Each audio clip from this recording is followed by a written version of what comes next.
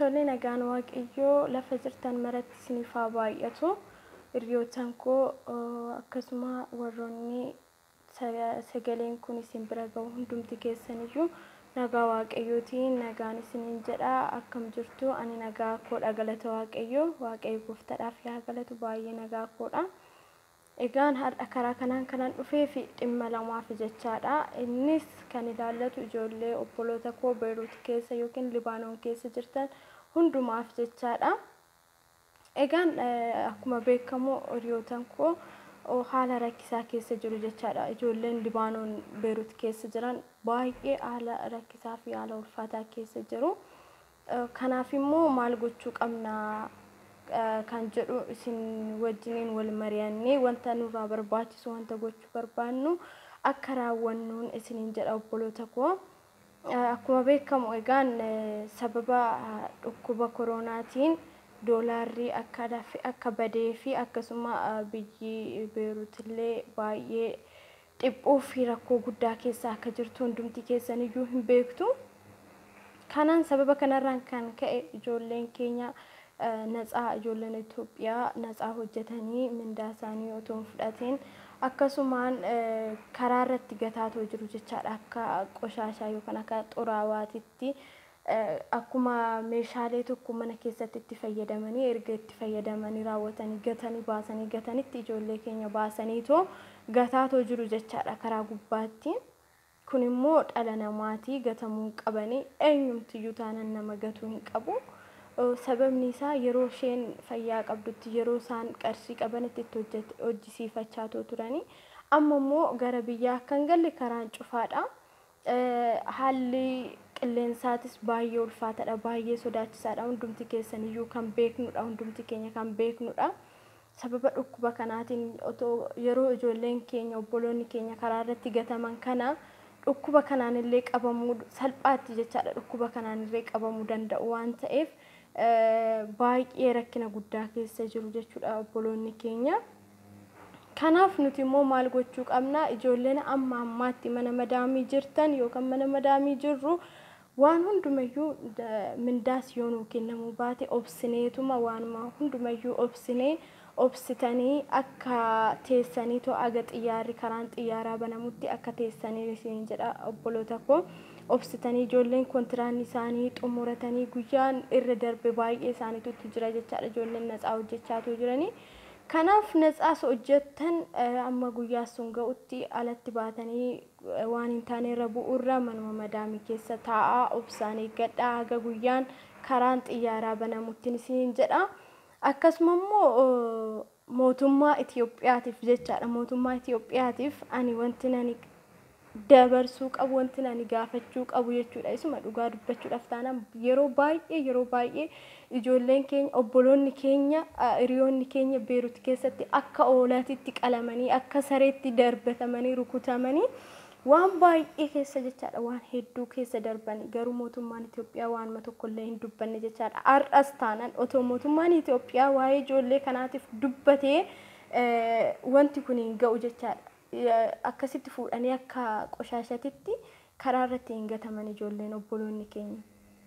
Maaliif mootummaan Itoophiyaa waan dhimma itti hin qabneefidha jechaadha. Guutumaan guututti kanan ani jechuu barbaadu mootummaan Itoophiyaa waa'ee ijoollee biyya alaa jiran akkuma waanuma tokkollee dhimma akka itti hin qabnedha jechuudha. Please dhugaan isiniin jedha mootummaa Itoophiyaatiin maaliif uummata keetiif dhimma dhabdaa kan jedhu ergaa kana jechuun akka amma kan darbe kana booda atattamaan ijoolleen keenya beelarra jiru, ijoolleen keenya rakkoo keessa jiru waan ta'eef xiyyaara karaan banamee fitoo karaan akkuma banameen akka ijoollee keenya biyya kana keessaa baasu gaafadha gara dhimma laallatutti jechaadha. Isinis hundumti keessaniyyuu karaa adda addaatiin feesbuukii waan garaagaraatiin kana akka dabarsitan jechuudha. Akka hundumti keessaniyyuu yaada mataa keessanii ibsattan ijoolleen biyya hambaa keessa jirtan rakkina keessa jirtan isiniin jechuu jaalladha.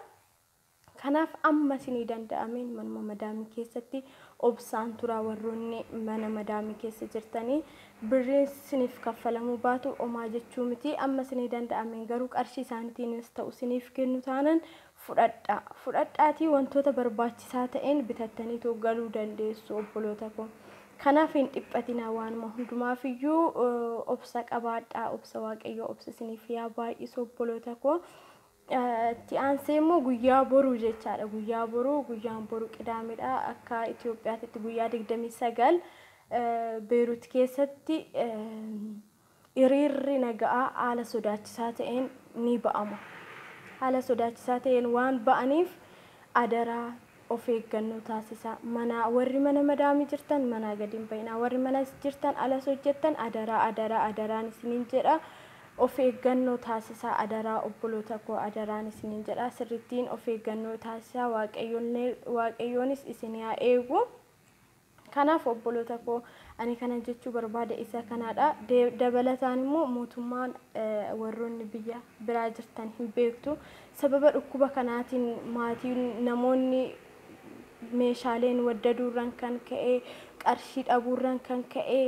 namoonni baay'een beela'aa jiru jechuudha namoota saniif immoo mootummaan gargaarsa kennaafii jira jechaadha mootummaan biyya biraa jechuudha mootummaan Itoophiyaa uummata Itoophiyaatiif maal gochaa jira mee mootummaan Itoophiyaa uummata Itoophiyaatiif maal godhaa jira gargaarsa maal gargaaratoo jira uummanni Itoophiyaa maalirra jiru warroonni sababa dhukkuba kanaatiin hojjechuun dandeenye warroonni guyyaa guyyaadhaan hojii hojjetanii harkaa gara afaaniitti nyaatanii wanta itti bulan kan hin qabne warroonni hojiin isaanii irra jalaa dhaabbate wanta nyaatanii toon bulan hin qabne akkamitti jiraachaa jiru mootummaan waa'ee isaanii hoo maal yaadaa jira kuni anaaf gaafidha wanti godhameef jiraachuus danda'a jiraachuus dhiisuu danda'a garuu anaaf gaafidha kanaadha kanan isin jechuu barbaadu maatii koo obboloota koo kanaaf amma danda'amaa ta'een of eeggannoo taasisaa waaqayyo gooftaan lafa jirtanitti isin haa eegu